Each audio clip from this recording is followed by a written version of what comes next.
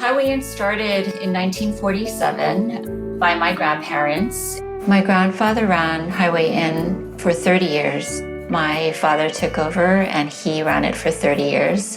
Then in 2003, I followed my father's footsteps. Each generation has willingly come forward to continue something that we truly believed in. Having multi-generational customers, long-term committed and loyal employees. It wasn't just a restaurant, it was a sense of history. But when COVID hit, it was without a doubt the biggest crisis that Highway Inn as a company has ever faced. Our dining rooms are empty. And when everything started collapsing around us, we were just saying, okay, let's stay open. And then when we got dining shut down, we were like, okay, well, now we'll stay open for takeout. Google My Business has allowed us to get the information out that we are still open and all the products we're offering. Our strategy has always been the neighborhood, local family restaurant. And that was one of our biggest assets during this period. Our staff and the community that continues to support us.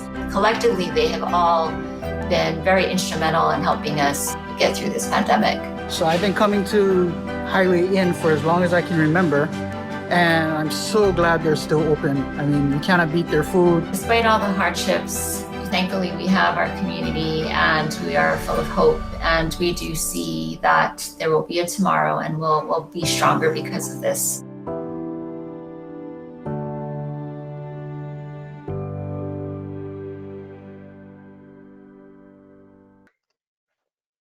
Welcome, everyone. So glad that you have joined us this morning to our Get Digital California workshop series with Grow with Google. Excited to see so many small business owners tuning in this morning. We know that today's session will give you insights on this journey that you started to take to improve your online presence. So welcome. I'm Isabel Guzman. I'm the director of the California office of the Small Business Advocate in the Governor's Office of Business and Economic Development. And I serve as the voice of small businesses and startups in California. I am myself from a family of entrepreneurs. I have co-founded businesses of my own and worked with startups to help them grow. And so I know firsthand that small businesses are the fabric of our neighborhoods and also propel our economy with job creation. So I'm here to rally behind you.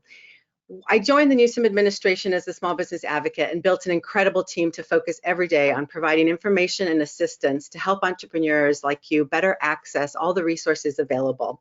My office is your voice and advocate to clear paths to capital, the marketplace, and critical networks. We focus on ensuring small businesses can be more resilient in the face of disasters. In today's pandemic, that means helping small businesses adopt technology to survive and thrive.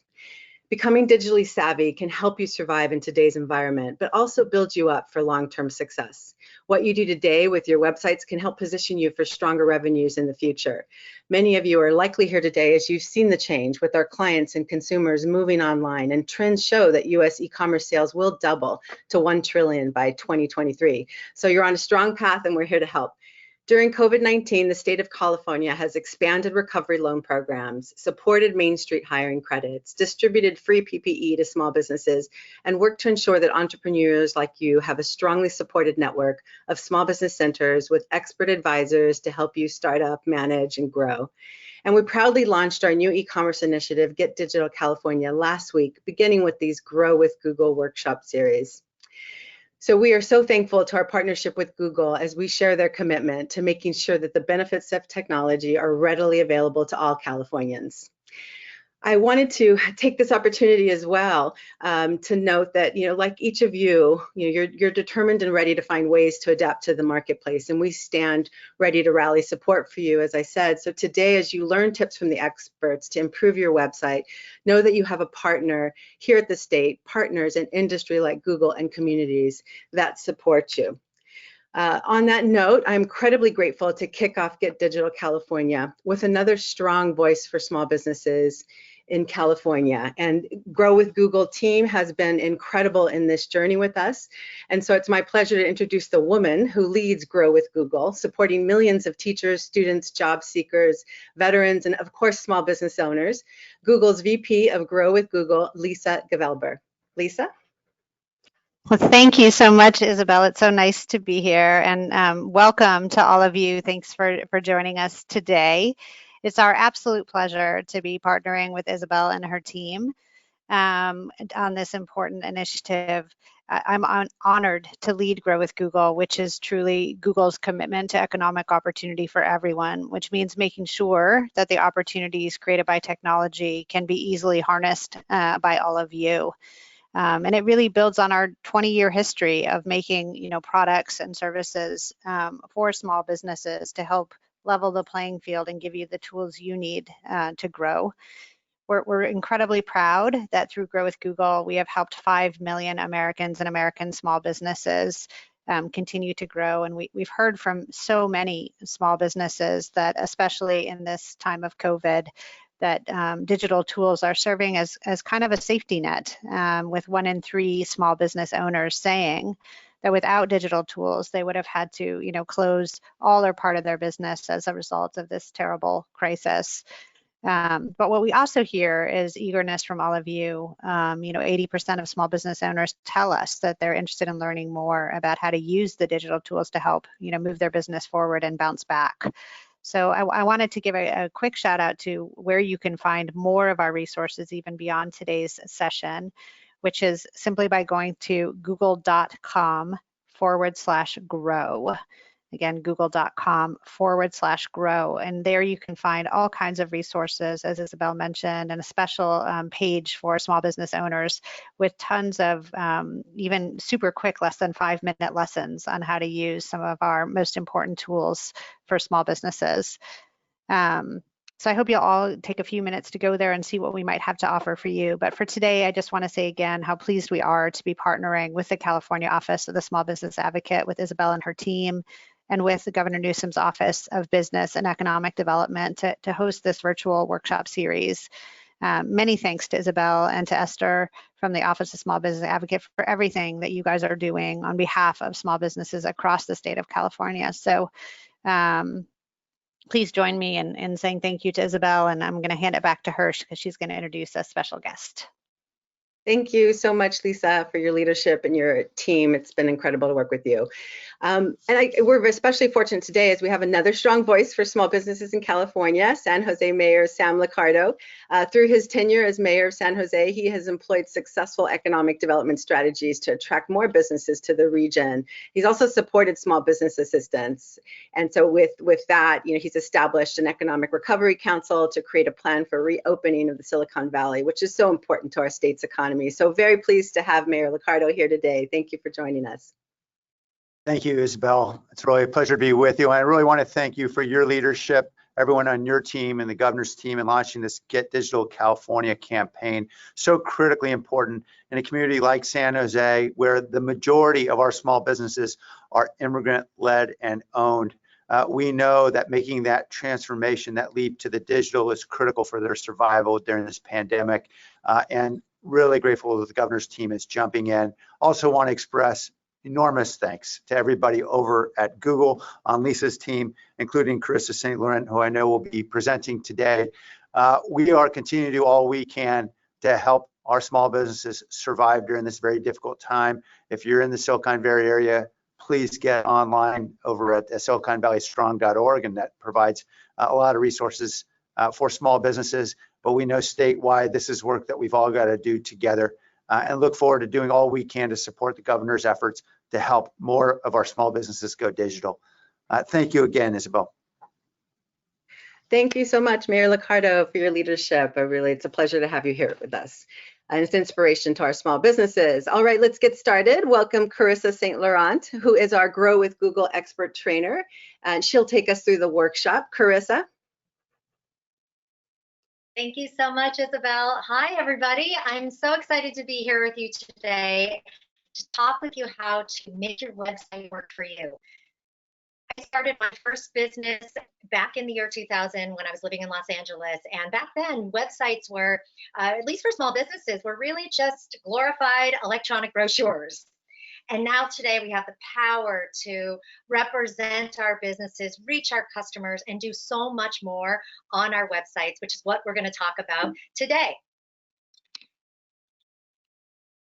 As I mentioned, I'm a speaker with Grow with Google, and if you'd like to find out more about the other work that I do, feel free to Google me at my full name. And if you are interested, as Lisa mentioned, in finding out more about the Grow with Google program, check out the website at google.com/grow. If you're on social media, which we hope you are, and you're posting anything about today's workshop, please use the hashtags Grow with Google and Get Digital CA or Get Digital California. All right, let's dive in and talk about and start with where we're at today. Today, more than ever, small businesses are getting online, and because of the times we're living in, there are more and more people shopping from home, getting online and buying and seeking the things that they need in order to live out their lives, which means that small businesses, of course, are jumping online more than they ever have to connect with those consumers and drive sales.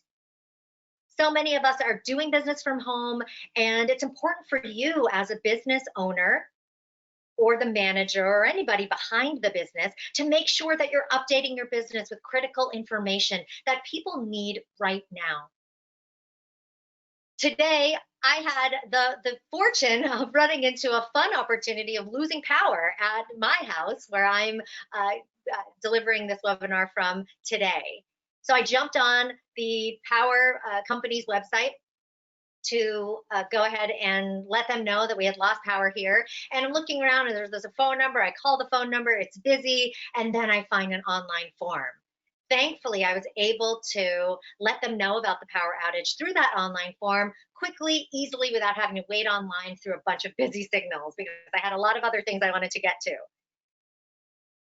When it comes to your business being able to handle the amount of requests that you're getting today, the amount of business that you can serve via your website, and just updating people with critical information as we pivot and adjust to the times that we're living in. That might be that you create a new online form that collects information that you might otherwise collect via phone.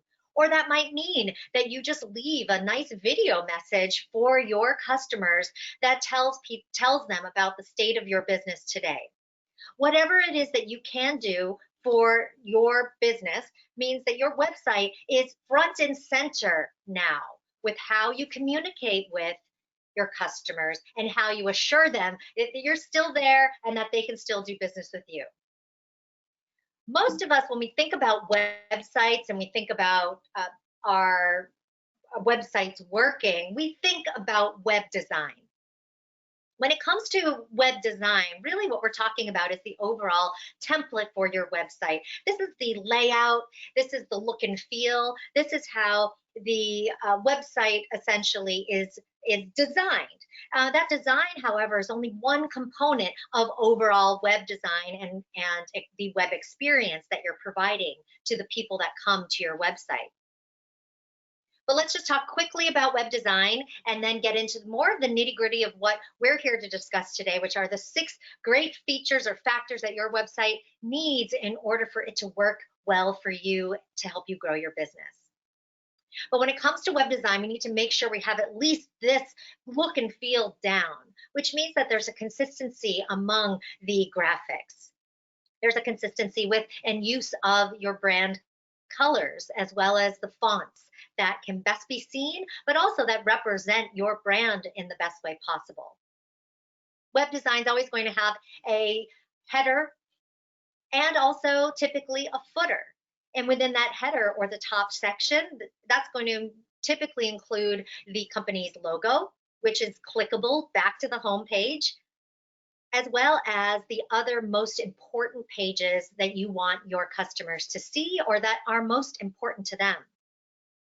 The footer or the bottom section of a website typically will include other important links, contact information, copyright information for the website, and anything else that is most important for your website visitors to be able to navigate to.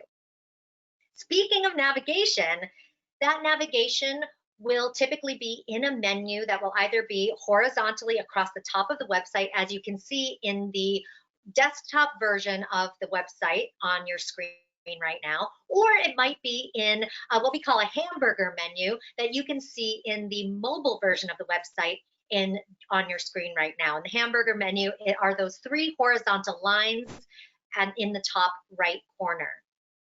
Either way, you get to the top navigation, or you get to that the most important pages of the website through that top level navigation. Many websites use a content management system or a CMS like Shopify or WordPress that allows you to choose a template, build a site, and also manage the site and its content from within that CMS. Most CMS options will include web-based tools to help you easily build and customize, as well as update your website. And whatever the options are, whether you get a custom-built website or you use a CMS, whichever thing you're using, all of the principles from today's workshop are going to apply. As I mentioned, there are 6 characteristics of a great website. Back when I started my first company in 2000, when I was living in Los Angeles, I had a one-page website that basically just had my contact information, my services, and a few pictures. Now we have websites that are multiple pages, a ton of functionality, and provide a window into your business, provide a 24/7 sales and marketing funnel opportunity, provide functionality beyond people just coming to find out who you are and what it is you do. So the 6 characteristics that we're going to discuss today are circled around your goals, starting there, making sure that your website has goals in mind. So you want to think about how your site's going to help you grow your business and use it as a tool and as a strategy in order to reach those goals. A great website is also organized. You want to make sure that your website visitors are able to easily navigate around your website. A great website also needs to be useful. Your site needs to provide useful content that people will come back to and visit your website to get. We'll discuss all of what that kind of useful content can look like. A great website's also functional. Not only does it provide great and useful content and information, but it also could help your visitors do useful things. A great website is also intuitive, meaning that whatever device people are looking at your website on, they're able to easily use your site and get around. Lastly, a great website is search friendly, and we'll talk all about how you can help search engines find your website through great search engine optimization. So let's dive in and talk about this first characteristic, which is the goal orientation of your site. The question you need to ask yourself is, what is the purpose of my website? If the first thing that comes to mind is to tell people, my customers, about our products and services, that's just a given. Yes, you want your website to tell your customers about what it is you do and sell. But beyond that, what are your goals? And that's what we're going to discuss in this section. You might have a goal for your website to help you build your brand, meaning that people don't necessarily know your brand. You're maybe not a household brand name. You might have just started your business and no one yet knows you're there. A goal for you then could be to build brand awareness with your website. And when you have a goal like that and you build a website for that express purpose of reaching that goal, you then can think about the content that you're putting there. Is that content helping people get to know my brand? Am I using means and ways for people to find my website and then become aware of my brand? Now, you might have a business that's been in operation for 10 plus years, and you're just trying to re-engage customers. You've got great brand awareness among your target customers, and now you're trying to just re-engage your customers. Whatever your goal is, and you may have multiple goals for your website, they all should be helping your overall achievement of business goals. whatever it is your business, the stage it's in, and wherever you're at currently. So that means your website can change and should over the course and life of your business. It's going to look and operate a lot differently when you first open the doors to your business than it will 4 years, 5 years, 20 years down the line. And you have all of the capability to adjust, edit, and update your website on a daily basis, or certainly week to week or year to year. When it comes to thinking about your goals, you do need to, of course, think about who your target audience is for your website. Whether we're talking about building a website or building a business, you need to understand your customers, how they act, how they think, how they live. Most of us, when we think about our target audiences, will often think about the demographics of our customers. So we'll think about the age range, maybe the gender, their locality. But we want to go beyond that to define our audience even more narrowly by thinking about what their interests are, how they act, where they communicate and get their information, how they think and live. And the more that we can be in the minds of our customers and see the world like them, the more that we can understand what drives them and motivates them, so that we can tap into that in order to deliver our products, services, our brand through the lens of that customer and that target audience. Now that you're thinking about your goals and you're thinking about your audience, let's add another consideration to the mix, which is the tracking and measuring of your success. When it comes to building a site that reaches goals, we do need to, of course, be able to measure whether or not we've reached those goals. And those measurements could be built in a variety of different ways. It could be simply by asking a customer who walks through your door or who contacts you, how did you find out about us? Or it could be tracking online sales, or potentially using a form like I was talking about earlier and monitoring those form submissions. You could also get even more precise by setting up a trackable phone number. If you advertise with Google, for example, you can set up free call tracking, which records every time your ad results in a phone call. All of these different ways will tell you whether or not, through this tracking, meeting the goals that you're setting out to do. You can use web analytics software like Google Analytics to analyze your visitors' behavior on your website. So let's talk about Google Analytics a little bit more. Google Analytics is a free web analytics platform. It is a tool that's connected to your website that helps you better understand your audience, how they got to your website, and then what they do once they get to your site. This information is so crucial to helping you make better and more strategic decisions for your business and how it operates, and your marketing campaigns and what kind of things you need to put out there into the world in order to reach and influence your target customers. When you're reviewing your Google Analytics data, you can learn so much from it. You can learn which search terms and sources of traffic to your website drive the most traffic.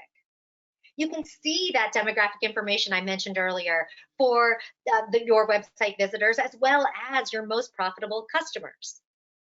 You can also understand what content your audience is most interested in. You can evaluate the channels of the traffic channels that drive people to your website that convert the most. All of this can be learned through Google Analytics and connecting it to your website. To get started, you go to g.co/analytics. Once you're there, you can set up your Google Analytics account for free, and you'll start by either creating a new account, or certainly this is your means to connect to an existing Google Analytics account as well. When you first get started, you'll need to set up a property in your analytics account if you haven't already done that. And a property just represents either a website or a set of website pages or an app. And so it's the collection point in Google Analytics for the data from your site as a whole, or certain pages, or an app. Then from there, you're going to follow instructions to be able to add tracking code to your website to the pages that you wish to be reported on within Google Analytics. If you use a content management system, a CMS, like I mentioned earlier, there may be a place for you to enter your Google Analytics tracking ID. Or certainly if someone else manages your website, you would provide them that tracking code for them to add to your site. Here's an example of one of the many helpful Google Analytics reports. And when you're in Google Analytics, you can take the information and combine it in millions of different ways to give you much needed and important information about your website visitors' behavior. But this is just one example of looking at a demographic report. This is part of the audience reports, and these audience reports are going to provide insight into the characteristics of your website visitors, such as their demographics, age range, as you see here in this screenshot, or gender, as you see on the right-hand side of the screen. It may also provide you information on their interests, the language that they're using Google in, the technology that they're using to connect to your website, and so much more. Some business owners, like many of us, I've been a business owner since 2000. We use a lot of our gut instinct, right, to make decisions about our business. Things that we know are just going to be the best thing to put out there for our customers, are going to be the greatest product that we've ever come up with, or the best service for our customers. And we make a lot of decisions based on these preconceived notions. Now, some of those gut instincts could be very well steeped in experience and data that we have, in our brains. But what we want to do is to look at real data and collect the data on how our people are actually interacting with us and how the impacts of the changes we do make are actually working, so that we can either prove or disprove whether or not that gut instinct decision was a good one or not. Analytics provides the data that's needed to understand your website visitors, as well as to make sure that you're on the right track with whatever preconceived notions you have and that you're making decisions on for your business. As you create, improve, add content, and grow your website, you can use all the information you gather through Google Analytics to fine-tune that website based on real data. All right, now let's talk about the second characteristic of a great website, which is that it's organized. We've talked about our goals and as well as the template for your design. But if a website's not well organized, you can lose a lot of website visitor traffic because they just can't figure out where to go and what to do. Your website then needs to start with a plan. That plan in the world of web development is called the information architecture, or IA, of your website. Don't worry about that fancy term. All it means is that it is a structure for how your website's laid out. It's the way your website is organized in order for you to achieve the goals that you're setting out for your website to achieve. So as your goals change, the organization of your website may change. There are several pages and sections on most websites, starting with that home page. And as you can see here in this example, for this jewelry store, that home page lives at the top of this IA structure. It's the most important page, it's the home page, it's the welcome page. From there, most websites will have very typical top-level navigation, which will be the About page, maybe products or services, the Contact Us. But depending on your business, you're going to have whatever's most important for your customers at that top level. And then from there, you have sub-pages underneath all of those main pages. Think about how you want to organize your information after you get past, not even after the top level, from that top level down. Think about your audience and what they're looking for and what's most important to them to find on your website. In this example, for this jewelry store, they've got the About page, the Products page, and the Contact Us page. And then under Products, they've got their products organized by the type of jewelry. But think about all the other ways you could organize products.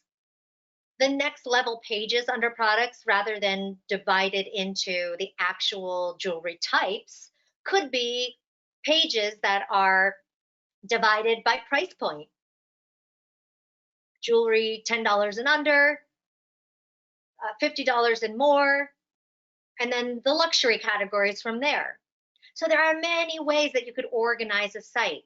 And what you need to do is think about what ways your site's going to help you meet your goals and help your customers with whatever they're looking for when they visit your website.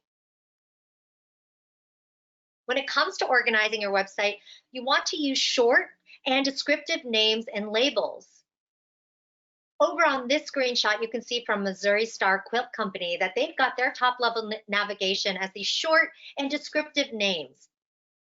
These may not be the most common top level navigation or the top pages that you would see on a website, but these are the most important pages for Missouri Star Quilt Company's target customers. I'm not a quilter, so I don't even know what a notion is, but quilters who go to their website would know what notions and tools are, be able to easily click on that page from this top level navigation and get to that information quickly. You can also see there's other functionality built into this site, like a search bar and the shopping cart, which is in the upper right-hand corner, which is where it often is on many people's sites. You always want to keep your visitors in mind, who they are, what they're looking for, and make sure all of that information is organized for them and easy to find. Now, when it comes to thinking about your target audience, we also need to think about the ways that they're searching and looking for information. It's important for you to make a list of keywords and keyword phrases that are related to your business. This is when we really want to get into the hearts and minds of our customer. What are the types of search phrases that they use that are important to them, that connect to your business? What are the ways that they're searching in order for them to find your business and what it is you do and sell? That list then can become a set of keywords and keyword phrases that you use throughout your website and throughout your marketing content. Going back to Google Analytics, you can see another report here, which is part of the behavior reports. The behavior flow report is going to show you things like where your visitors went to once they got to your website. You can then, through this report, visualize the path that a visitor takes once they go from one page to the next. It helps you discover what content keeps users engaged and what content may not be working so well for your business. Understanding the visitor path can help you organize your website in a way that supports your overall business goals. If you see that there's a page here where basically it's just becoming a block for your visitors to get from one page to the other page that they want to get to, then it may tell you how you could reorganize your site in a way that suits your visitors more, so that you can get them to the information that they're seeking quicker, easier, faster. All right, moving on to the third characteristic of a website, making sure that it's useful, which means that it is providing useful information and content. But first, I want to talk about mobile, because it is so important in today's day and age to make sure that your website works on mobile devices. And by work, I mean not just pulls up, but that provides a phenomenal user experience from the mobile device. Did you know that more than half of all web traffic now comes from smartphones, tablets, from mobile devices? Consumers expect to be able to use your website in its entirety, in its fullness, from their phones. So it shouldn't be hard to do. They should be able to find all the content they're looking for, should be able to do all the things that they need to do from that mobile device. In fact, 46% of people say they wouldn't purchase from a brand again if they had an interruptive mobile experience. It's too important to risk losing a customer because that mobile experience isn't great. So the good news is that more and more websites are being built from the start with technology that automatically is going to optimize the website format to best fit the device that it's being viewed on. And that's called mobile responsiveness or responsive web design. Responsive web design adjusts your website's appearance to best present the information, the content, based on the size of the screen and the type of device. But no matter what device the visitor is using, you need to have useful content on your website in order to keep them there and to provide a great experience. Useful content goes beyond text, and most people, when they think of content or hear that word, they think about text or words, but that's just one type of content. Great content also includes images and videos and downloads. For example, if you sell real estate, you might want to not just have a description of the property, but also a photo gallery that goes along with the property. If you offer a service like hair cutting and styling, you might create a series of how-to videos to help your clients with their home care tips. This is becoming more important now as people aren't necessarily able to come and visit the businesses that they're normally used to. When COVID and the shutdowns started beginning, I got right quick onto some how-to videos on how to cut my own bangs because I knew I wouldn't be able to see my stylist, but I also knew I would need to be on videos like I am here today and would need to be seen by folks and also just need to be able to see out of out from under my bangs. So these kinds of videos could be phenomenal content that you provide for your customers. Maybe you sell a product like cameras or vacuum cleaners, and you might offer downloadable product manuals and PDFs for them to learn more about the products that they're buying. So think about your business. What content would be useful for your customers? What content would support your overall business goals? Often we can look to the questions that we normally cover in our sales process and pull out so much information that would be useful for our customers to know before they get to that point. We want to educate them. We want to make sure we're providing resources and information, and we're answering questions for them because they're all searching for that information first before they purchase anyway.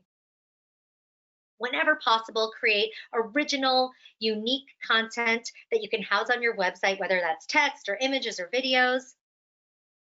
And make sure that you are creating and publishing content on your website that considers how your customers search on Google to find that content. So earlier when I was talking about keywords and keyword phrases, you need to make sure that those words and phrases are within your content.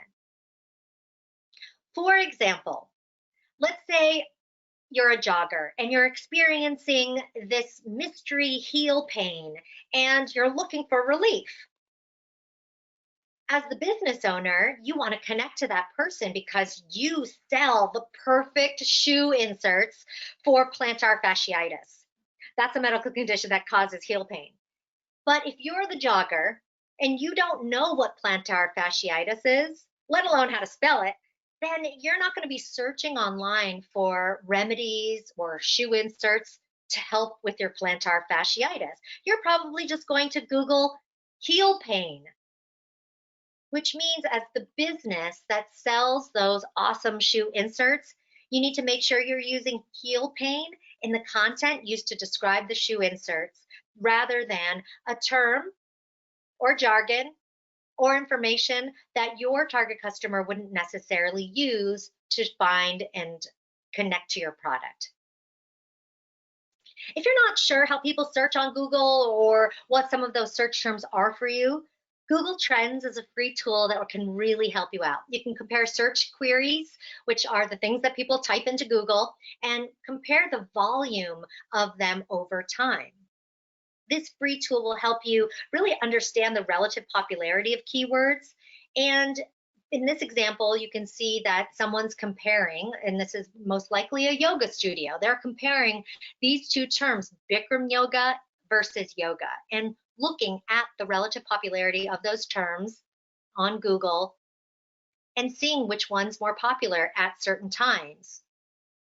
You can use this type of research to then find the keywords that you're going to use within your website content to connect to people that are already searching for those terms. You can use Google Trends to also give you information on other search terms that are related to the ones that you put into Google Trends. To find out more, you can go to g.co/trends. You can learn more about it and even use it and play with it and see how it works for you. Next, let's talk about the functionality of your website. When I talk about functionality, which is another characteristic of a great website, this goes beyond the content. Now what we're really talking about is context.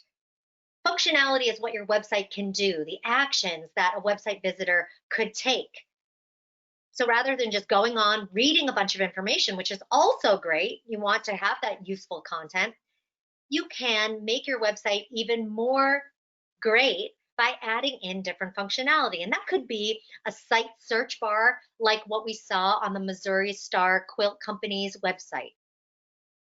That gives people the easy ability to just type in what they're looking for and then navigate to that quickly and easily. You might have online forms that people can fill out like I did earlier today when I reported the power outage at my house. And that online form provides the ability for that company to quickly get the information they're looking for and for the website visitor or the customer to easily get that information to them. You might have an online store or e-commerce portion of your website or a type of online tool. When it comes to functionality, we need to make sure that functionality helps to serve your business goals and serve your customers when they visit your website. So let's look at a couple of different scenarios. In scenario number one, you run a shoe repair business. People often call you to find out whether or not you can fix their shoe, and they'll spend time explaining to you what the problem is and asking you your opinion on whether they should come in to have you repair their shoe. Something you could add to your website could be an online form so people can do all that explaining, tell you what they want, even upload pictures, and then request a quote from your website on whether you can do the job and what the estimated cost will be. In scenario two, you run a cafe, and many people, especially nowadays, when maybe you are only doing delivery. Many people call and ask you about your menu items, the delivery area, whether or not you even do delivery or takeout. In that scenario, you could publish a web page that answers all of those frequently asked questions. These two examples are ways for you to add functionality to your website to help both your website visitors have a better experience and for your business to run more smoothly and efficiently. When it comes to functionality, you do want to make sure you're adding useful functionality, things that are really going to help your customers rather than something that's just like a fun bell and whistle that no one's ever going to use. Make sure if you do add online forms, you keep those short and easy to fill out. Make sure your checkout experience is easy and simple. And when it comes to things to avoid, make sure you're not putting anything that is functional for you in front of them that might not be very functional for your customers. Avoid interruptions like pop-ups and things that they need to X out of before they can actually get to the content of your site. Don't embed videos that are going to autoplay with the sound on when a visitor lands on your website. And then never trade the user experience for a beautiful design. So if you want to add something or add some cool functionality, but it creates an awful user experience, you just don't want to go there.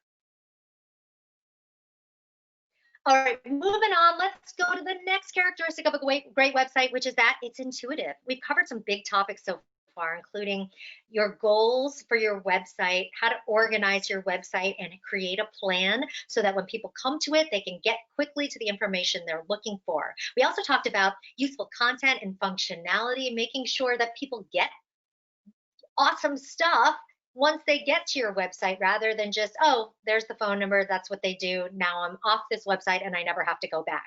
We want people to stay on our websites. We want them to come back for more, and we want our website to serve our customers so that we can give them all the information that they're already out there searching for, looking for, and using to make decisions about their purchases.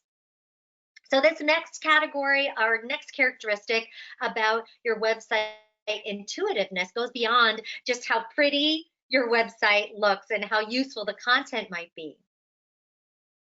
You want to guide your visitors through a process on your website. And that process needs to be without struggle, or even without them having to think very hard to accomplish the tasks that they need to accomplish on your site.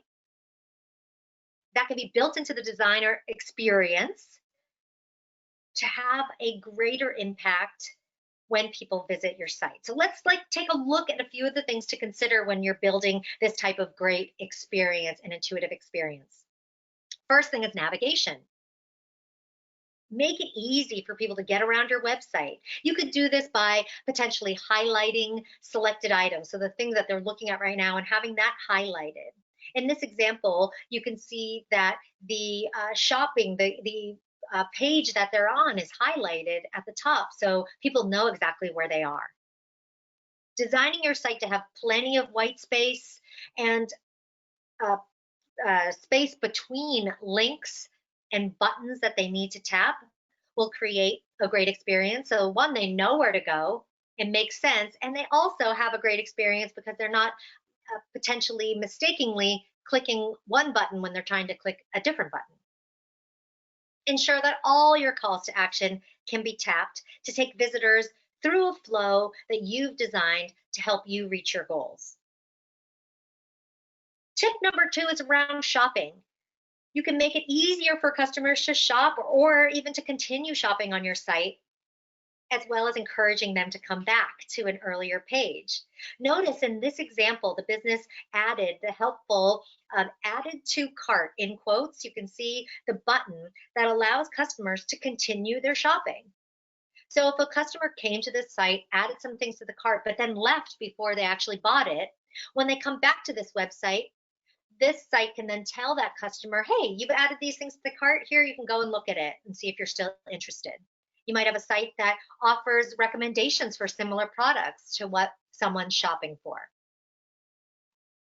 Tip number 2 is around the checkout experience. Do reduce the number of steps that it takes for somebody to check out. Make sure that you are cutting out any steps that are unnecessary, and also consider adding in a progress of so that people can see where they're at in the checkout stage and steps.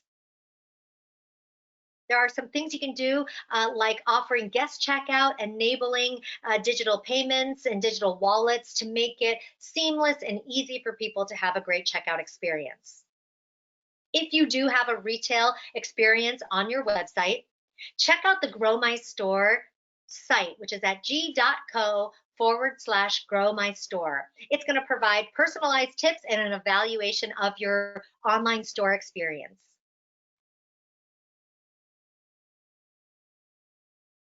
Since we know that mobile is so important, it's really a good idea to make sure that your website's compatible on all devices. The Chrome Inspector tool can help you with this. When you go to Google's Chrome Inspector tool, which is found within Google Chrome, the Chrome browser, this is going to help you test out your website's compatibility on a bunch of different devices.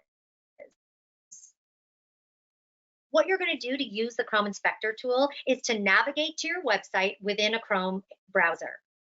You'll then right-click, or if you're on a Mac, control-click anywhere on the web page, and from the pop-up window, you will select where it says Inspect. On the right-hand toolbar, you'll select the icon labeled Toggle Device Toolbar. This is going to display a drop-down menu above your website labeled responsive. You'll see whether or not your website already is mobile responsive. You'll also be able to then view your website from a bunch of different device types and see whether or not, yes, it is responsive, and whether it's looking good, acting, and providing the best experience it can. Finally, we on to the last great characteristic of a great website, which is that it's search friendly.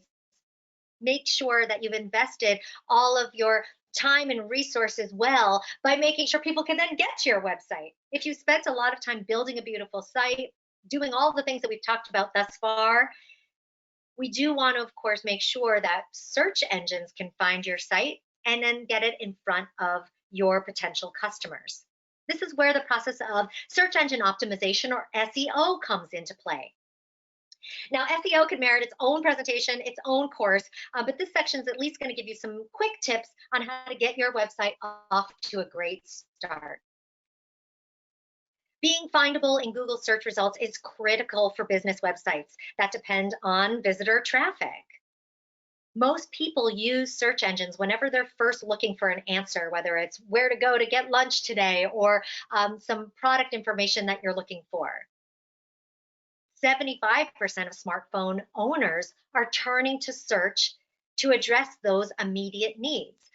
So let's talk a little bit about how Google works. Now, you've all seen this before, a Google search engine results page. I just want to break this down a little bit more and talk about what you can do with your website. When it comes to a search engine results page, you have it at the top, the search query. That's what people type into Google and whatever it is they're searching for. Then here you've got a set of ads, shopping ads, as well as text ads. You've got the organic results, and then you've also got a business profile on Google showing up on the right-hand side. All of these things are potential things that could show up on your within a Google search.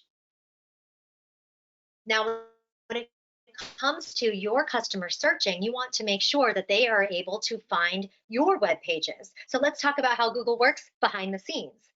First, Google's going to send out web crawlers. It's called Googlebot at Google, that are going to find live web pages to include in their index. When you search, or your customer searches, Google's algorithm is going to search the index for the information that's going to best match what it is that's being searched for by that person that's searching. Next, Google's going to use 200 plus signals or factors to help you find the most relevant content. Those factors could be things like the freshness of the content on the website or the quality of the content of the site. Once Google goes to work there, within microseconds, a search engine results page is going to pop up with those search results that are ranked in order of relevance for that person searching. You want to make sure that your website shows up when your customers are looking for the information that you have on your site. Search engine optimization is the set of tactics that you can use on your site and even off your site in order to make sure that they're able to find your site, your pages, and interact with you in the best way possible. In order for you to improve your website, you need to make sure, first and foremost, it loads quickly. If you want to test the speed of your site, you can go to g.co/test-my-site. As I mentioned earlier, the content of your site is so important. Make sure that you publish information-rich content that is in the form of text, videos, photos that are going to move your customers and give them the information that they're looking for. When it comes to links on your site, especially within the navigation, within the main menu, use text when possible. If it's an image, make sure that behind that image you include relevant alt tags or alt text descriptions that say what that link is. Next, when it comes to your search engine optimization, make sure that the titles of your web pages and the descriptions are written clearly and include keywords and keyword phrases that your target audience might search for. As we talked about earlier, it's important to build an organized website that not only your website visitors can easily get around, but that Google can easily understand and see. Lastly, you want to make sure your website is designed for an awesome user experience on all browsers and devices. Another tool I want to mention that's free for you to use is Google Search Console. The Google Search Console is going to help you monitor and maintain your website's health within Google search results. Search Console is totally free. It measures your website's search traffic and performance. It will help you fix issues on your website and help your site look and perform its best in Google search results. To check out more about Google Search Console, go to g.co/Search Console. There you can sign up, add a website property to the Search Console, and tell Google which pages that you wish to crawl on that website.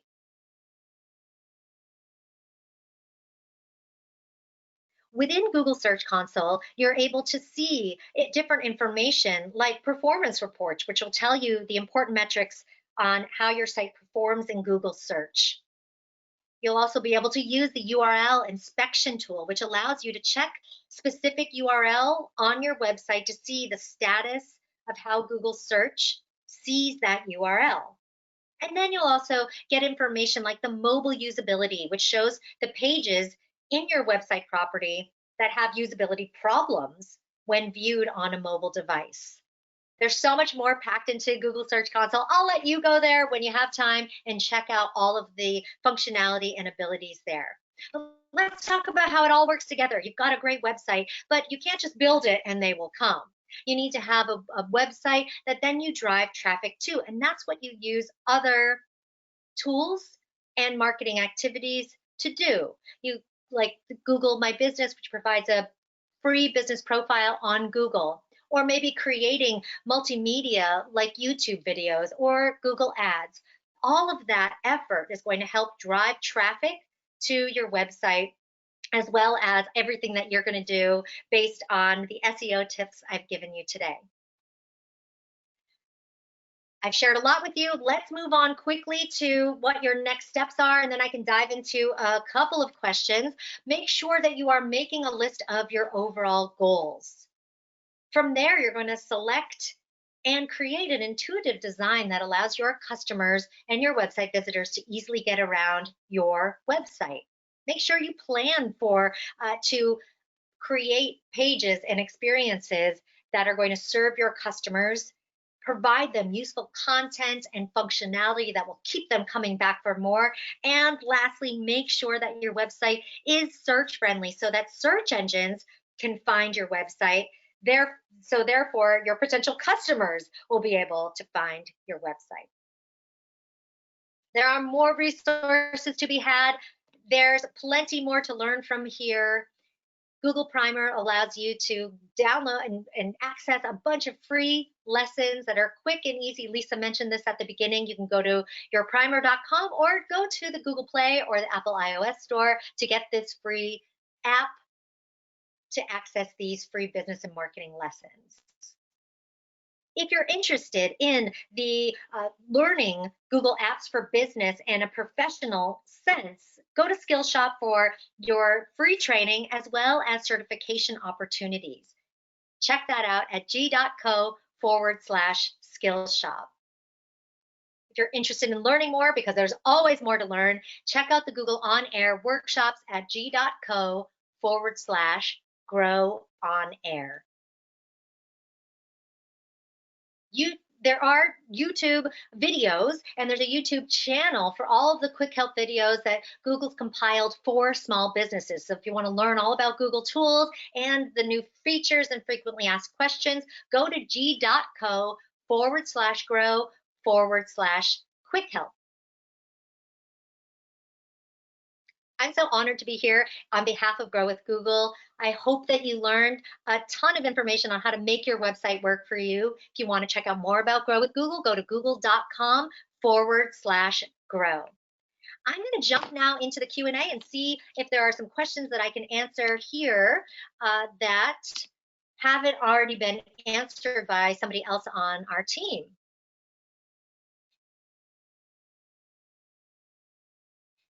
Great, awesome, cool. Well, I think all the questions have been answered already. I'm going to hand it back over to the Office of the Small Business Advocate, to Esther Morales. Esther, go.